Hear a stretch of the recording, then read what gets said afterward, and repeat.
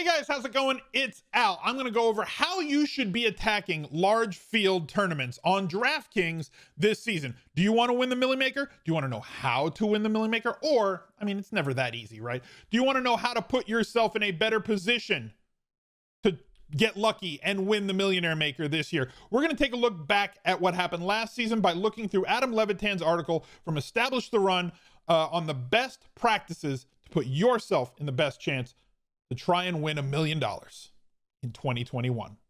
Let's go. He's a legend. So before we get into it, I wanted to talk to you for a couple of seconds about one of our partners here on the stream and on the channel, EstablishTheRun.com. This is where all of this information is. If you play best ball on DraftKings or Underdog or anywhere, if you play daily fantasy on DraftKings or FanDuel or anywhere, this is where you need to be. There is going to be a link right down below on the pinned comment, as well as in the description, to get you 10% off of a new membership at Establish the Run if you wanted to take your game to the next level with their amazing stable of content creators and some of the best projections in the daily fantasy industry. Just use promo code SMIZLIFE at checkout if you wanted to get into it. Let's get into Adam's article. How to win the DraftKings NFL Millionaire Maker. How's that for SEO? Love it. So we're going to be taking a look at some of these different things. Data compiled by Mike Leone, their director of analytics. Mike's a longtime friend of mine in the industry. Great guy, super sharp dude. Now look, the first thing I do want to say is the Millionaire Maker is a massive tournament, 200, 300, 400,000 people playing, massively top heavy, heavily raked. It's not a tournament that you should be playing if you're trying to grow your bankroll and grind it out. You should be playing smaller field tournaments. We are going to do a video next week on attacking smaller field tournaments and the things that you should be doing. A lot of those things are going to be similar to this video, but tweaked slightly for smaller fields. And so this isn't like a bankroll building video. This is how do you try and attack a large field tournament, whether it's the Millionaire Maker or whether it's like the slant at $9, whether it's any large field tournament with thousands or tens of thousands of entries. These are the things that you should do. And a lot of these things correlate with what we said to do last year. So the results from last year's Millionaire Makers are going to be in here. The data is going to be in here, as well as how you're going to leverage the field with that data. And they're focusing on the top 100 finishers in every Millionaire Maker last year, weeks 1 through 16. 1,630 teams, including ties. So 1, double stack your quarterback. That's something we said to do. So we're going to take our quarterback and we're going to double stack that quarterback.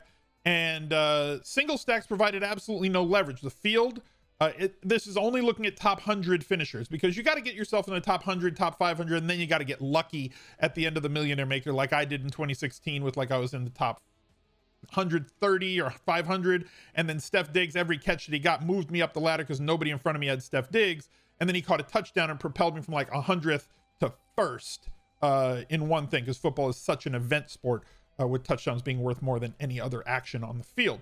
So a double stack quarterback with 2 players. Single stacks, 46% of the field had a single stack. The top 100 teams, 47% of the field. So no leverage with a single stack. Triple stacks, poor results. So don't put 2 wide receivers and a tight end or 3 wide receivers from the same team in your stack with a quarterback. Top 100 teams, 2.5% of those had it. 3.4% of the field went with triple stacks. So we're going to limit our stacks to 2. The field played double stacks 28.6% of the time, but double stacks finished in the top 100 almost 40% of the time. Same conclusion they found in 2017 through 2019. This is why we've been double stacking. So if I go over to Fantasy Labs and I click on settings in their lineup builder, there is a link down below for a discount as well. If you click the show more button on the description, click on Fantasy Labs, you get a discount for their products as well. There's a menu, everything else. Also promo code SMIZLIFE at checkout. Use the link though. So go to our position. We're going to pair our quarterback with exactly 2 wide receivers or tight ends from the same team. That's number 1. That's very simple. Number 2, bring it back with one opponent, specifically a wide receiver. We've talked about bring back players.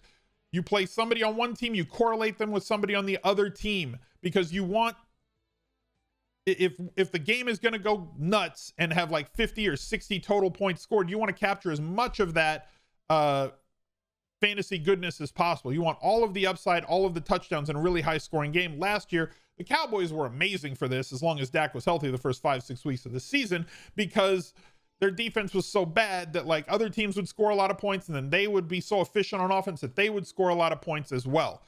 The field brought it back with one opponent 34.6% of the time. Not enough. I think that number is going to jump this season. Single bringbacks finished in the top 100 52.5% of the time. Best leverage was at wide receiver, meaning that if you brought it back with a tight end or you brought it back with a running back, the field finished with the same amount as was being utilized with those two players. So the best leverage was wide receiver. The field brought it back with 25.5%, but top 100 teams were at 48% with a wide receiver bringback. So looking back at Fantasy Labs, pair your quarterback with exactly 0 running backs from the opposing team. Pair a wide receiver with at least 1 running back, wide receiver, tight end from the opponent. We can even add another one. Pair your quarterback with exactly 1 from the opponent. Apply settings.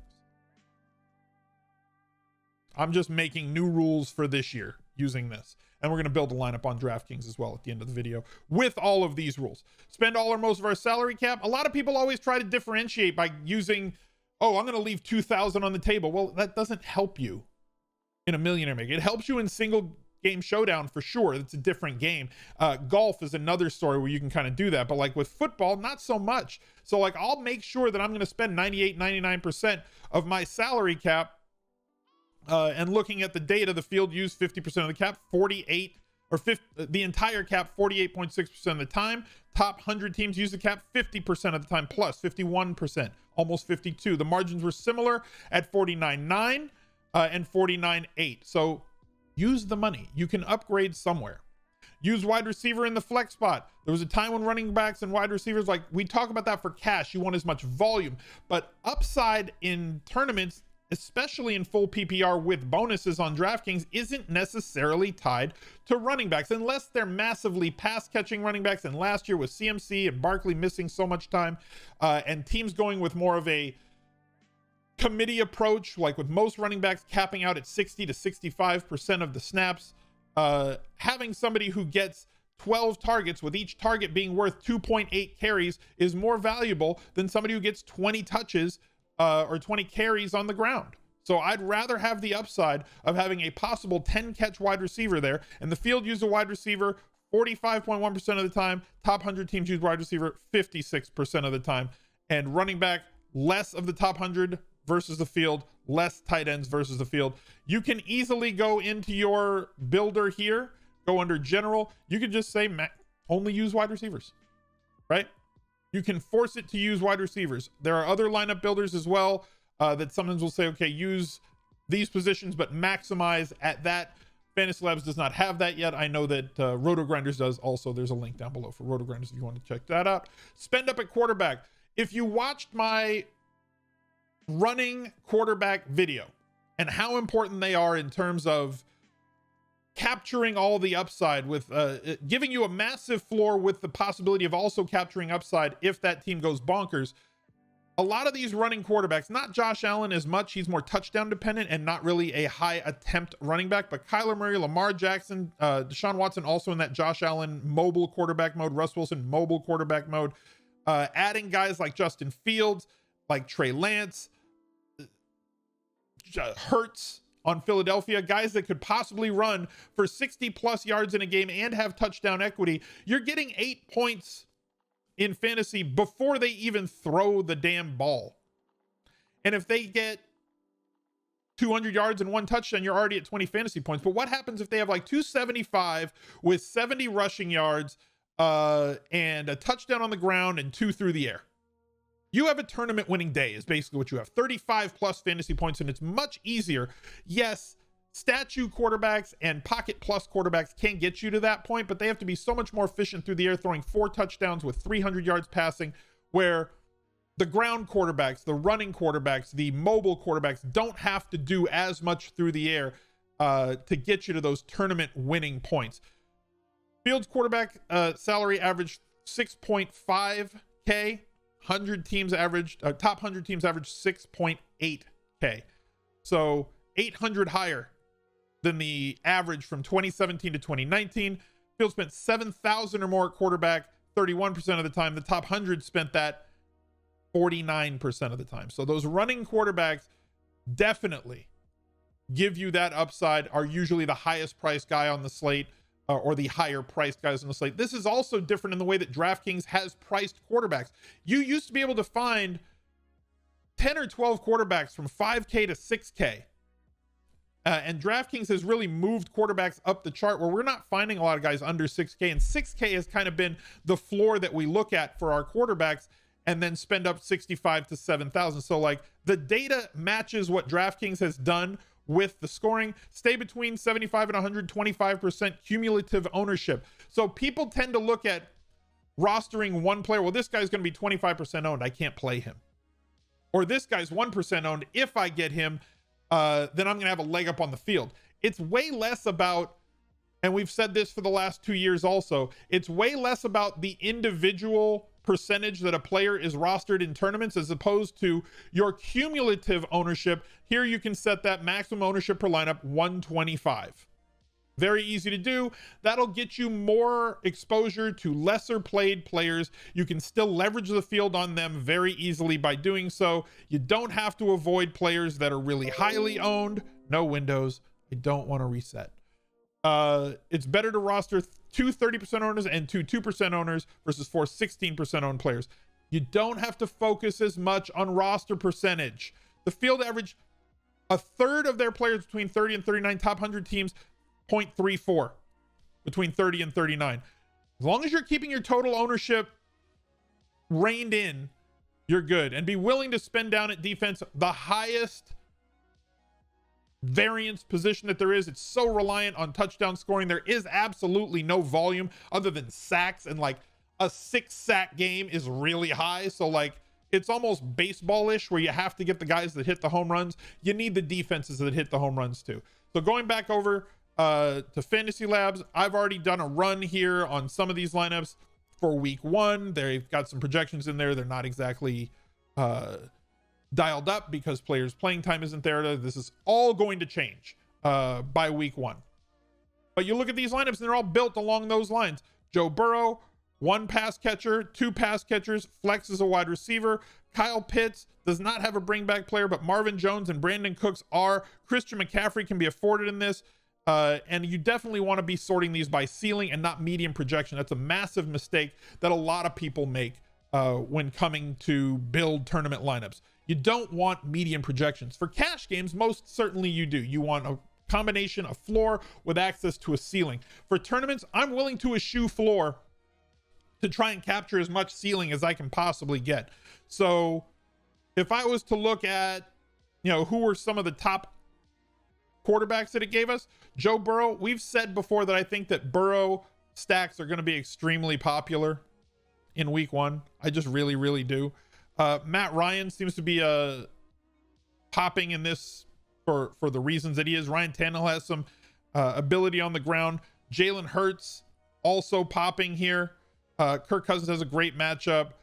Let's build for the purpose of this. Let's take one of these Eagles lineups because I really like the players on, and without taking the lineup, let's go with Jalen Hurts to try and capture some of that rushing upside that we talked about, right?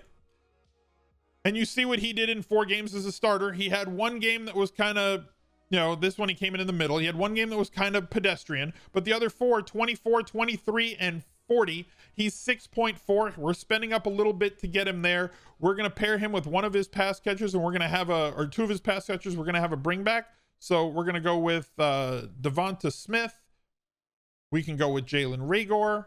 We can bring it back with one of their players. Let's fill up our tight end spot with Kyle Pitts.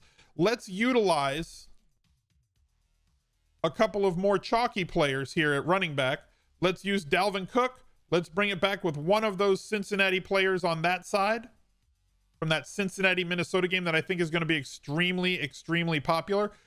I think that Dalvin Cook is going to carry a much higher number in tournaments for week 1 than Joe Mixon is. So if you need to get a little bit more contrarian, feel free to go with Joe Mixon and save some money over Dalvin Cook. At wide receiver, we can go with one of the Cincinnati pass catchers, Tyler Boyd at 5.2, Jamar Chase at 4.8. T. Higgins is way too cheap at 4.7, leaving us 5,700. I'm going to pick a defense that I believe has a good amount of upside that's cheap.